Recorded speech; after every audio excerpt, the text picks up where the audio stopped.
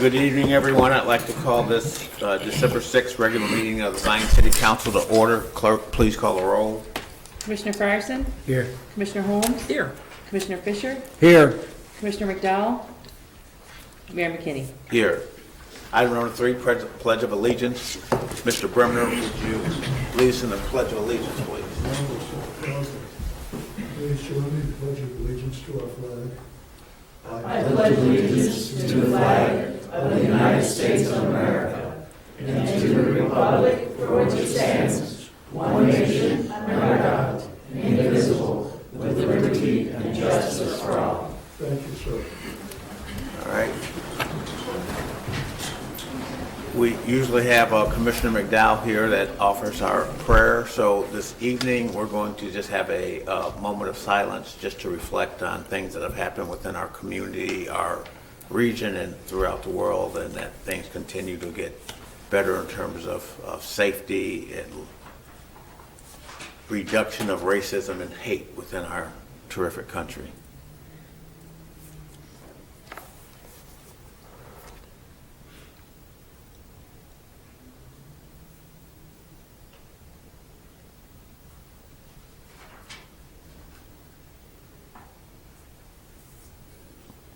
Thank you very much. Item number 4, do any of the commissioners have any changes to the agenda? I'd like to make the motion to table item 8A till next meeting. We have a motion to table item 8A. Is there a second? Second. All right. Is there any reason why? Yes. Yeah, the officer is not available this evening to do the accommodation, so we'd like to move it. Thank you. All right. So we have a first and a second. Clerk, any other agenda changes? Clerk, please call the roll. Commissioner Fryerson? Aye. Commissioner Holmes? Aye. Commissioner Fisher? Aye. Mayor McKinney? Aye, motion carries. Item number 7, we have a motion to go into a public hearing for the appropriation ordinance. Is there a motion? So moved. Second. Motion by Holmes, second by Frierson. Clerk, please call the roll. Commissioner Fryerson? Aye. Commissioner Holmes? Aye. Commissioner Fisher? Aye. Mayor McKinney? Aye. Want me to take it Yes. from there? So, with the public hearing being open, this is a required part of Illinois state statutes for the appropriation ordinance. What that is our actual legal authority to spend funds. So we adopt a budget internally, which is our internal guideline based on what we need to operate. It's a lot more conservative and a lot more restrictive than what we do for the appropriation ordinance. The appropriation ordinance includes like emergency disaster. If we had to spend money for emergency disaster preparedness that we would theoretically get in reimbursement like FEMA or grants or something like that, we wouldn't be in violation. We'd be allowed to spend those funds because we passed an appropriation ordinance that's higher than our budget. So this is really what legally guides us on what we can spend, even though we adopt a budget that's more conservative. So it's a nice 15-page document here, but it spells out all the funds, all the intended uses, salaries, supplies, vehicle maintenance, things like that. But ultimately, the total is what is required.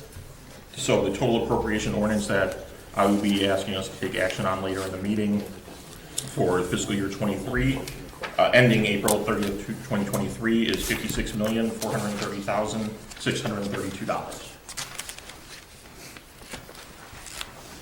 All right. Are there any public comments on the appropriation ordinance?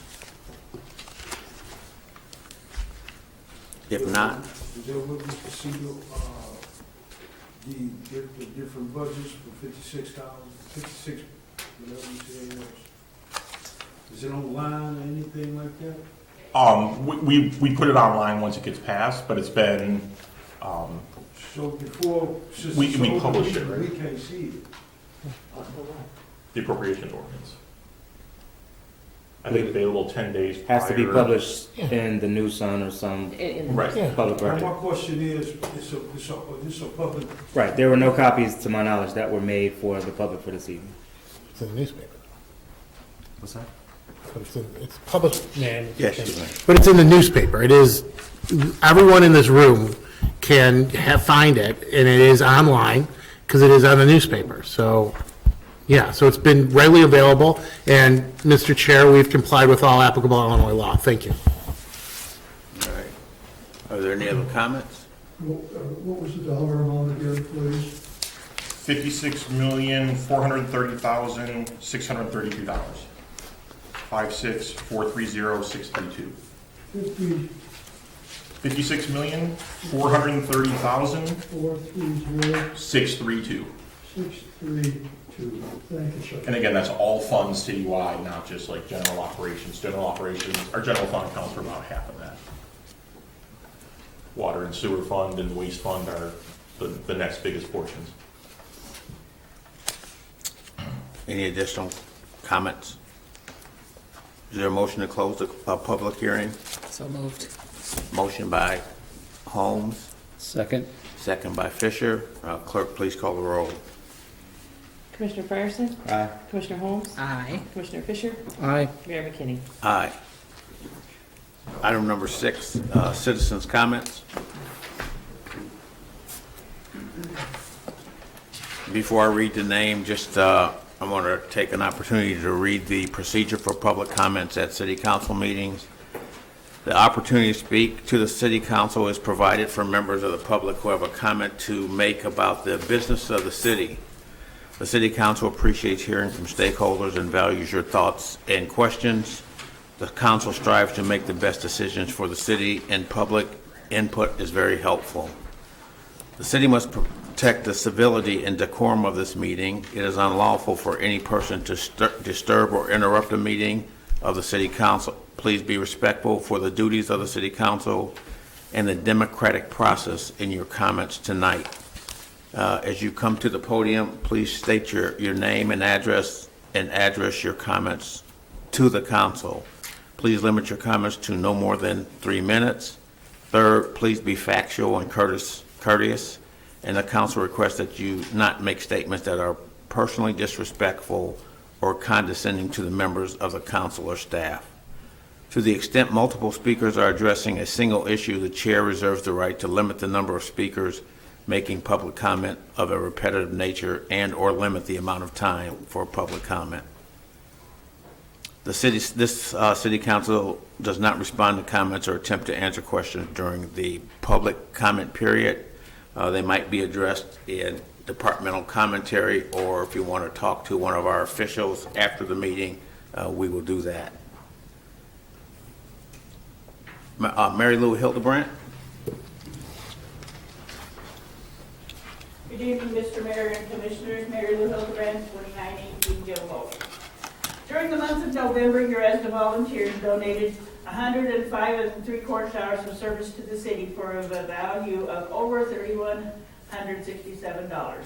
We assisted the police at 2 accident scenes, conducted the monthly siren test, and assisted with the food pantry. Members participated in training and did duty to maintain the center and vehicles. We provided honor guard at the funeral of one of our longtime members and opened the center for technicians for yearly equipment tests. We are proud to serve our city when asked and would like to invite anyone else who would like to help our city and its citizens to fill out an application on the city website and join our team. Thank you for your continued support. Thank you, Mary Lou, for the terrific job that you and the ESDA crew do within our city. Thank you, sir. Clyde McLemore.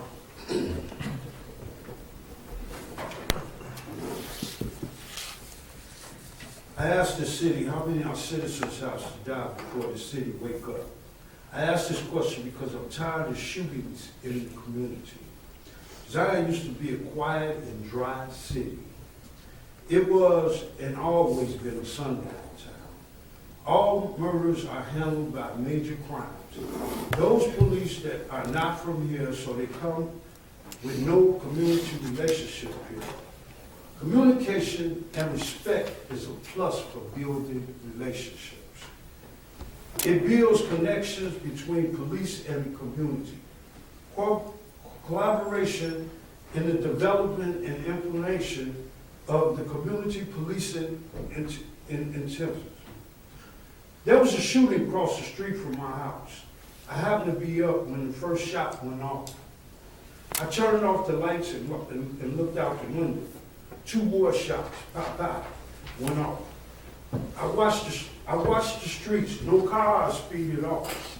I called the police. When the police arrived, I came out my road. They were blocking the street off looking for shells. I tried to tell the police no cars drove off. The shooter had to be on foot or come through the alley. This police officer started hollering at me like I was a child. Investigations of any shooting should not waste time. That was a waste of time looking for shells on the street. I went back in the house. Afterwards, another Zion police officer came over to my house and asked to see my doorbell camera. Now I got an attitude. You can't see nothing. As a matter of fact, get from in front of my house. Now, this is the kind of relationships the community has with the Zion police. As long as the shootings are in the black and brown community, it's okay. Not once has our so-called black mayor stepped in the community to give comfort to the citizens at none of these shootings. Over the summer, Mayor, you stood with the state's attorney and a lot of politicians in a photo op bringing this federal money to stop the violence. You was late to show up at a Stop the Violence forum. Do you really care about this community? Your action shows the citizens that you don't care. Don't tell me that you're doing that what you're doing. Don't tell me I don't know what you're doing, that you are working behind the scenes, because now shootings is all over the city of Zion and it's unsafe even during the daylight hours. Thank you. Thank you. Any more public comments? Mr. Laird?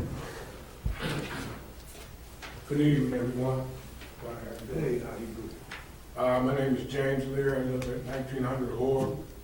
The shooting that happened was right across the street from me. About 12 midnight, gunshots went off. My wife jumped up out of bed, got me up. Next thing you know, the whole street was surrounded. This particular house is nothing but trouble.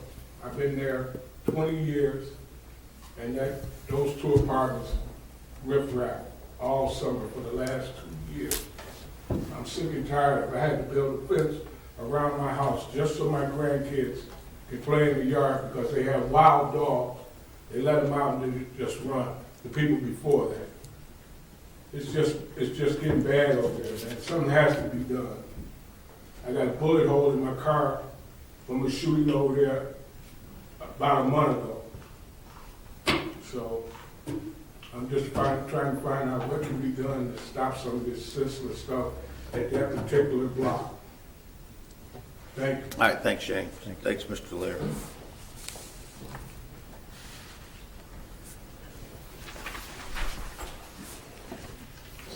Item number 7 is consent agenda. Approval of minutes of a special meeting held on October 31st, 2022 at 4 p.m. Approval of a regular meeting of minutes held on November 15th, 2022 at 7 p.m. Is there a motion to approve the minutes? So moved. A second. Motion by Frierson, second by Holmes. Clerk, please call the roll. Commissioner Fryerson? Aye. Commissioner Holmes? Aye. Commissioner Fisher? Aye. Mayor McKinney? Aye, motion carries.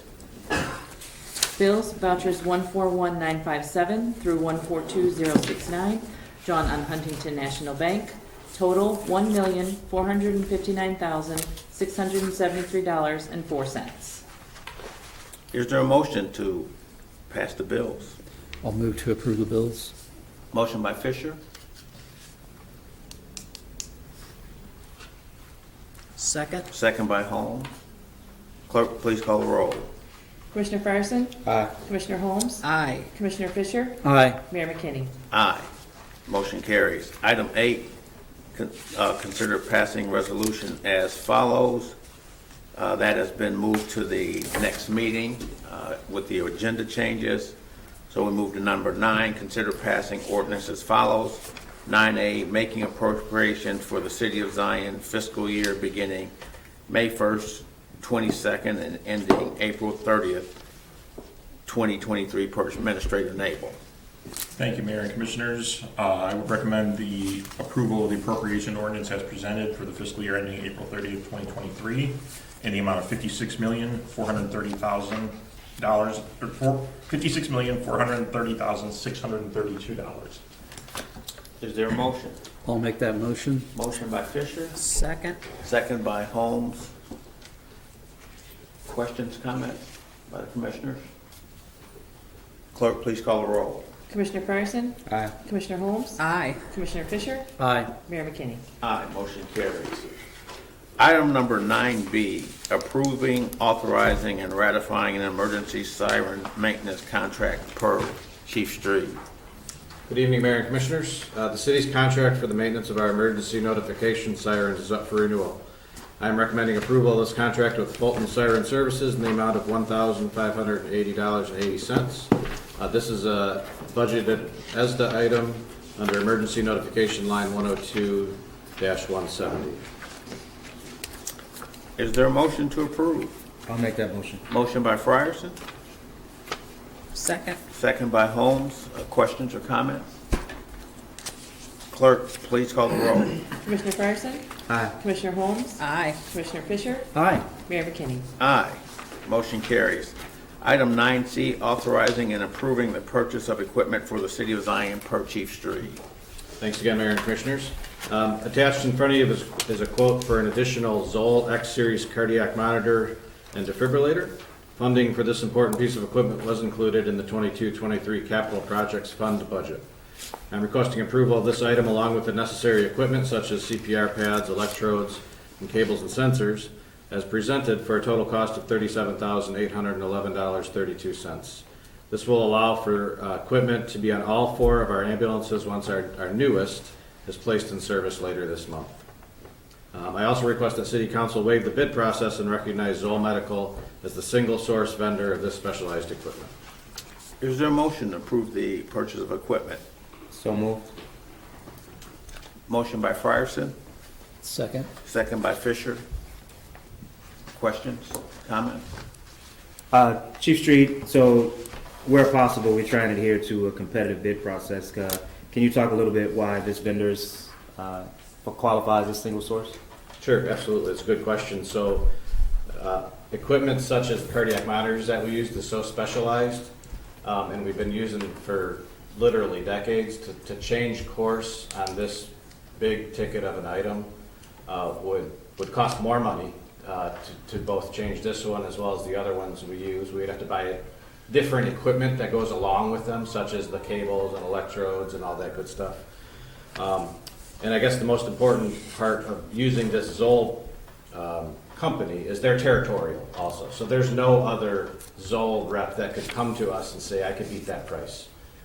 There's just district reps for the equipment that is so specialized in nature like this.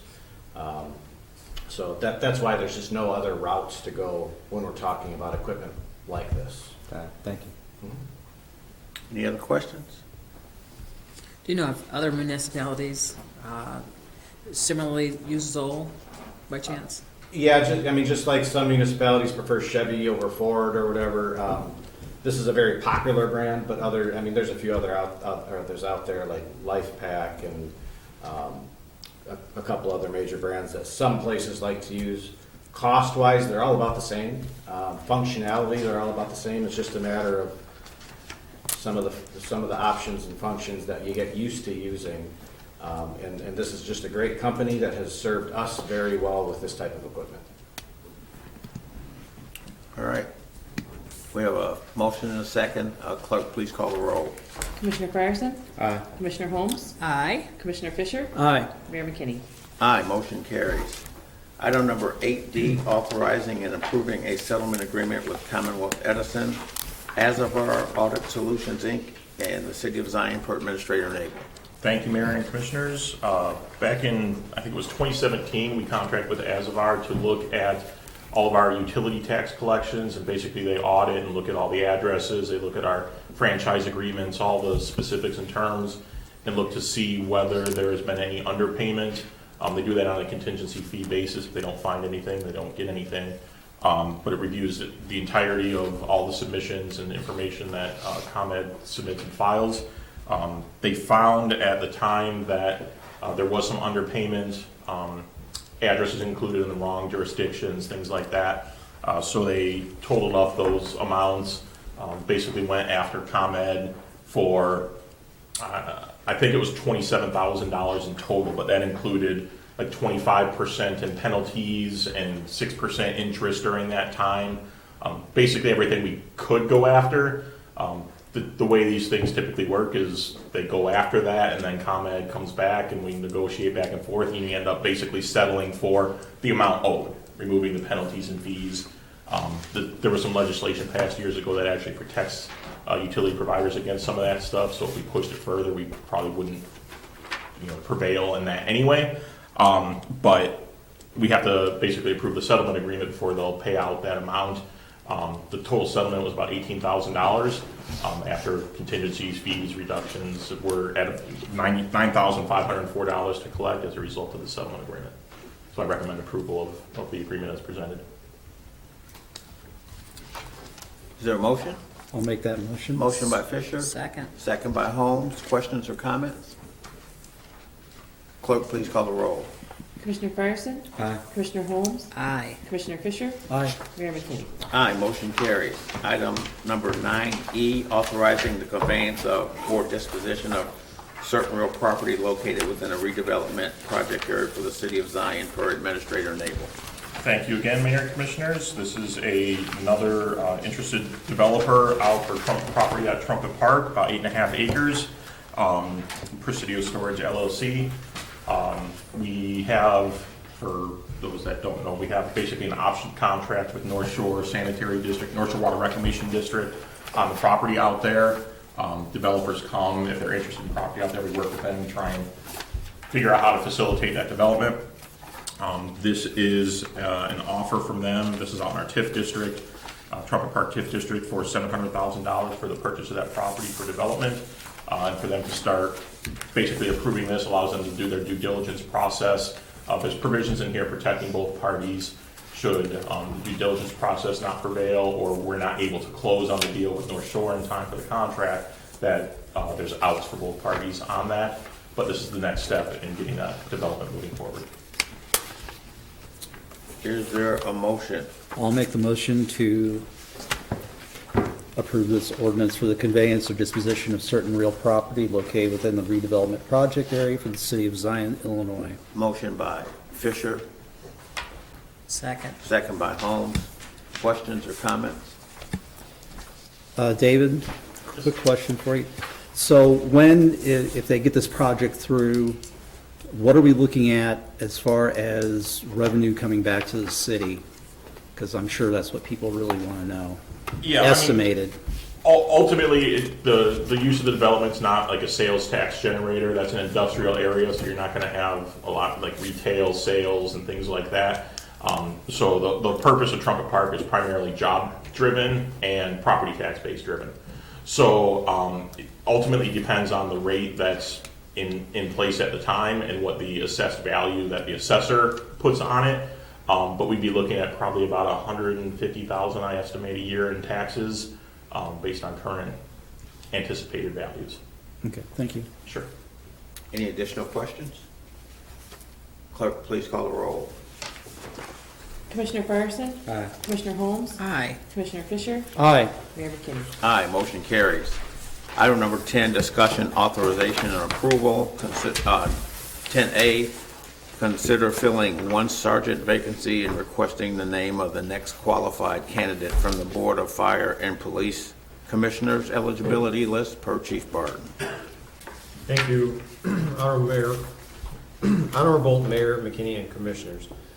With the recent retirement of Lieutenant Anthony Velarde, that created two vacancies within the supervisory police ranks.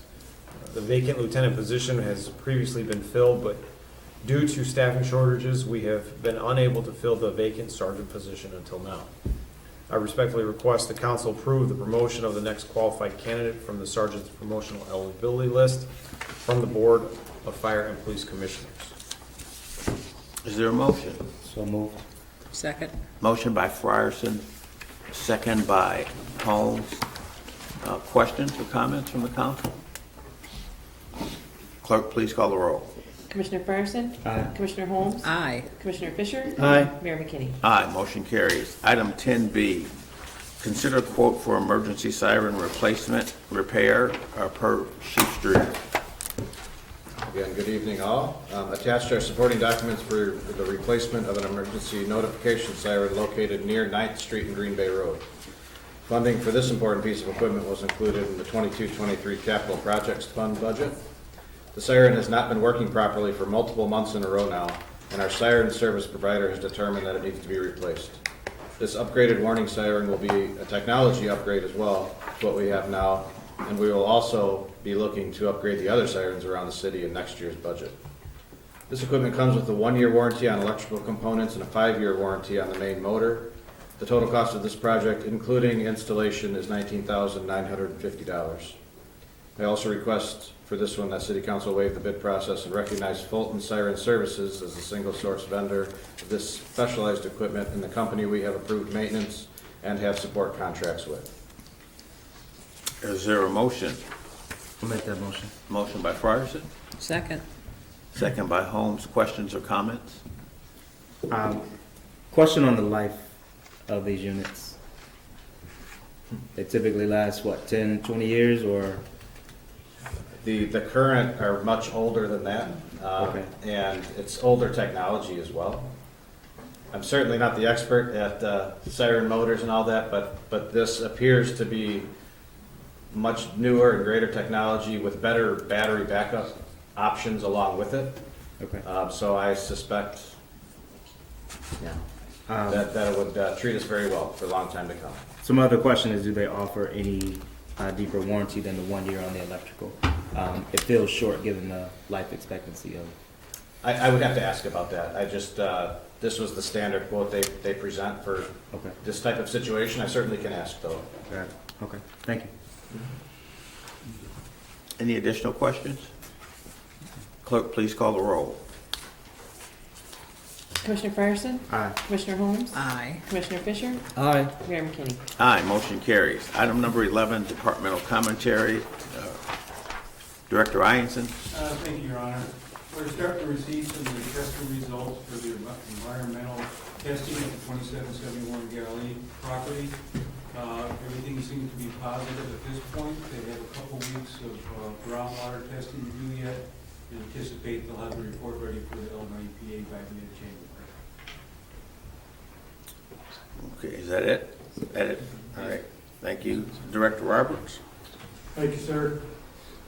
Lake County DOT has posted a public meeting notice. They are planning a meeting on Wadsworth Road in Beach Park is going to be resurfaced. The meeting will be December 14th from 5 to 7 p.m. at Beach Park Village Hall. Some of the things they're going to talk about is they're going to introduce a preferred alternative designs that they're planning for that road. This is a showcase for the public to be able to get involved with that. Additional note, we are moving into December, which we all know is the weather change. Forecast for this end of this week and into the weekend is rain with nighttime temps dropping down into freezing levels. So I do ask all residents refrain from parking on the roads at night. Even with no snow, if it's ice, we will try and spread salt the best we can. Don't want to be pelting cars.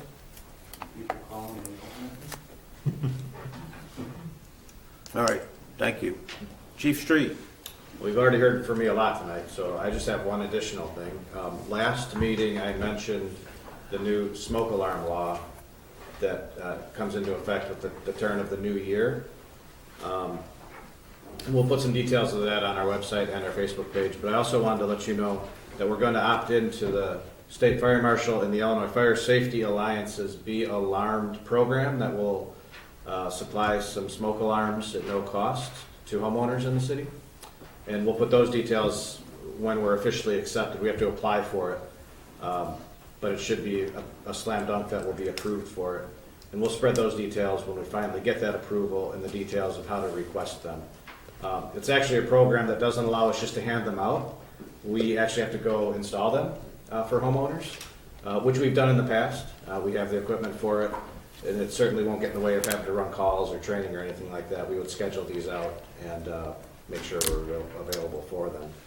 But I'll be happy to provide more info when we officially get accepted to the program and then how to apply for it. A question, is it just for homeowners or it will be for apartment buildings as well? That's a good question, and I got clarification on that because it is a little different than last time. Last time we were able to hand them out to anybody. This program through the State Fire Marshal's office, easy for me to say, is specifically for homeowners.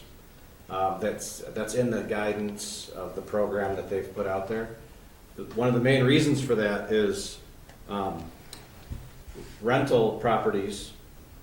It's the landlord. It's essentially the law for them to have appropriate smoke alarms conforming to the law provided for their tenants. Right. And if they don't, we'll certainly address that. We want to hear from tenants who don't have that.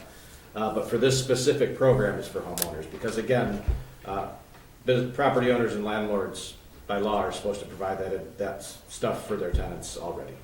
Okay. And I know the fire department, police department, and the building department had been handing out the smoke alarms, the detectors, throughout the community. So thank you for the work that you do when you're out and about and looking out for our residents. Any other comments? Chief Barton? Thank you, Mayor, again. Well, it's been a busy couple weeks for us. Ray always takes my comments. I did have written down in here, snow on the roadways coming up. As the weather changes, please be cognizant of your driving, your equipment on your vehicle. You can get some new wiper blades. That helps a lot for seeing. Make sure your taillights are working in the inclement weather so people can see in front of them or see who's in front of them. We just onboarded on Monday new hires. We have 4 new police officers that we're onboarding. Those individuals will be going to the academy soon, so that we'll get them back and they'll be serviceable in a while. But it's nice to get that process going, and it takes such a long time to get somebody hired and onboarded. But so happy to see that and getting our numbers back up where they need to be. One last thing before I address the citizen comment. This last Saturday we did a Shop with a Cop program where we helped out about 50 families. The biggest that we've done, biggest group of kids that we've had participate in this program to date. We continue to have great partnerships with Walmart, ComEd, North Shore Gas, the public at large, our officers. So over half of our police officers donated their time, volunteered their time to come in and do the Shop with a Cop program, serving students from Elmwood West, and then we also included some Beach Park schools where we had kids that lived in Zion, but they attended Beach Park schools, so we didn't want to neglect that. So that was really nice to see on Saturday. Spread some cheer. One of the comments that I wanted to address was regarding major crimes handling homicides in our town and other agencies that we work with. This may not be clear to everyone when we do these things. We are required in some cases to have major crimes come in and investigate some of our cases. For example, an officer-involved shooting, we are not going to investigate. So in that case, we have another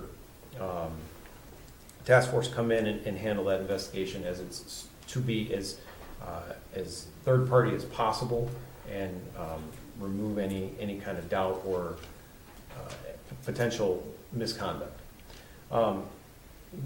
We do at times request major crimes to come out and also investigate homicides. That's not all the time. Lieutenant Curley's here, and his team is phenomenal.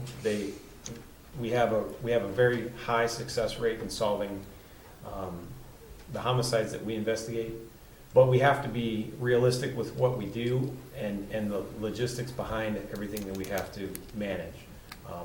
Man hours you're limited to how many you get in a day. We still have other cases that we have to work on, and we are limited on what we can do, especially when there are, in this case, back-to-back cases. So there are times you will see those officers from other agencies in our town working with us. I would agree, Mr. McLemore, I don't disagree with you in some cases. I think that personal connection from the officers in our community is important. And we try to mitigate that as much as we can, but we have to be real about our capabilities and the management of our staff and making sure that they are appropriately slept and hydrated and fed, and there's just only so many hours in a day. So as far as the shooting on Horeb, that's still an active case. I won't comment on that yet. We are working on it. We are making some headway on that. And it's unfortunate, and we are working with housing on that house. We've been working with housing on that house, so we're going to continue to do so, and I hope we make some headway there. And we will keep you informed. Okay. That's all. All right, thanks, Chief Barton. Administrator Nabel. Thank you. I want to piggyback a little bit, just talking about city resources. I mean, Lake County Major Crimes Task Force and other organizations just have additional resources that we need to tap into. Just for people on, we also have that with our fire and rescue as well, where we have mutual aid agreements, where if we have 3 ambulances out on calls dealing with emergencies for medical conditions for residents, we'll put Winter Harbor, Pleasant Prairie, Wadsworth, Beach Park. They'll come in and they'll respond to calls based on community need. Again, it's just a sharing of resources to try and supplement and build up what we have, because we don't always have everything we need to deal with kind of the call peaks and valleys that we're dealing with on the community. So we utilize that much in the same way, just as extra resources, not a replacement, but to supplement our staff. One other thing I want to address, and I've talked about this before, but we all spend probably, at least I'm not a fan of it, but a lot of time on social media. It's taken over a lot of our interaction face-to-face, and not in a positive way. But I just want to remind everyone, especially on Facebook, the We Heart Zion page specifically is not a city page. It has no city affiliation. And it's not always monitored by city staff, but people ask questions on there like it is.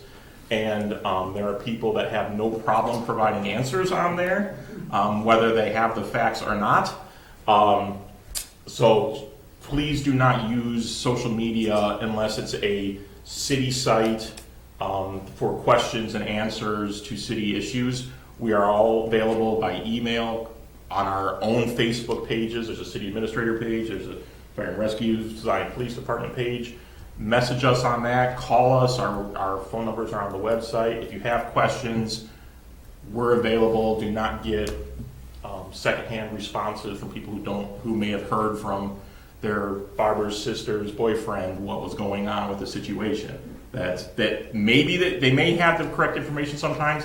More often than not, I see incorrect information on there and people take it for fact. So please use the channels that are available to get if you have questions about city operations.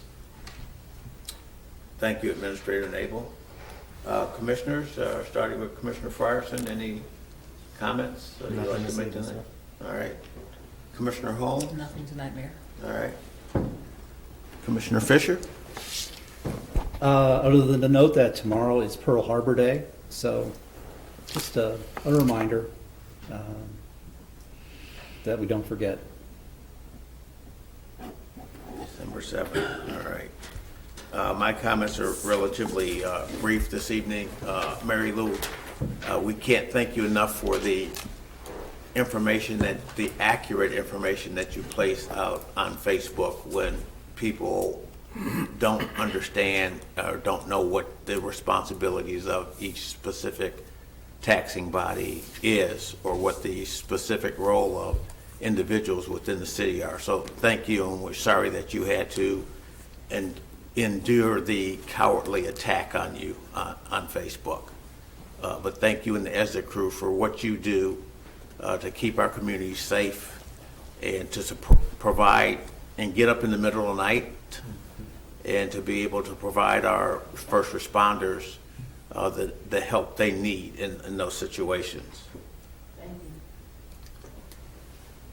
I do want to take a minute to talk about the violence in our community since it was brought up.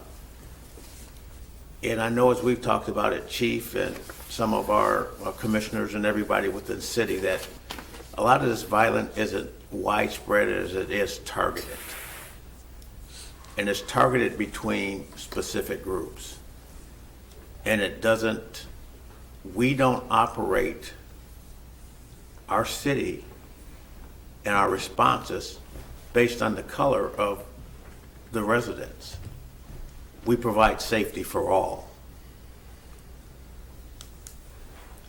The Gun Violence Prevention Task Force that I'm on has worked with and is working with members in the community to be able to get to the bottom of the solutions of some of these violent issues that we have that are among young kids that happen to be in high school age. So while I always hear what the city's responsibility is about what we should be doing, and one thing I've never heard from anyone, including you, Mr. McLemore, is what about the parents? What are the parents doing to ensure that 14 and 15-year-old kids don't have weapons in our community? Our police force just took 8 weapons off the street this evening. And I don't have the numbers right in my head about how many you've taken off the street this year, but we're finding that a lot of our young adults are taking weapons. We had an incident that happened on Gabriel several months ago where a 17-year-old kid was shot by a 15-year-old. We had to talk with the parent. When you talk about dealing with the residents, those are the conversations, the tough conversations we have to have. And yet, during those processes, what typically happens when we're talking to the parents and we're trying to provide them with a solid frame of what's happening, they're not being accountable for what their end of it is or what their kid's involvement. I know growing up, and maybe things are different now, my parents knew what I had in my room. They knew what I was doing. There was no way on God's green earth that I would be able to have a gun in my house as a 15-year-old kid, or as a 17-year-old kid. There's no way that I would have been able to have drugs in my house and distribute drugs. And when we look at the issues that are happening in our community, they center around those couple of evils that the city, the government, cannot control. We'd love to be able to. We went several years ago to referendum to be a home rule community. And the reason we did that was to be able to put in crime-free housing, which means, Mr. Lear, addressing the issue over in your area, people that are renting or on vouchers, if they're involved in violent acts 3 times within a 180-month period, they've got to move. They can't live in Zion. And then the pundits say, or the critics say, you're putting people out of houses. Well, what do you want? Do you want a safe community? Or do you want what's happening over on Horeb right now? We put in the rental inspection certification program, which, Mr. McLemore, you were against.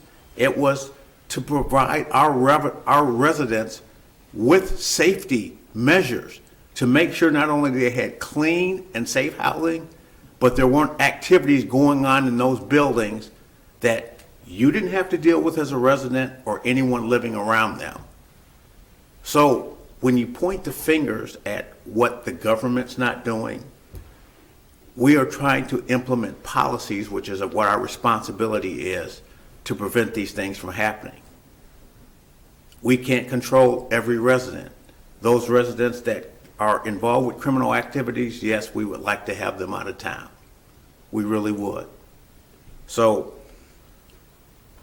regardless of what your position is, or what your perception is, you're not here every day.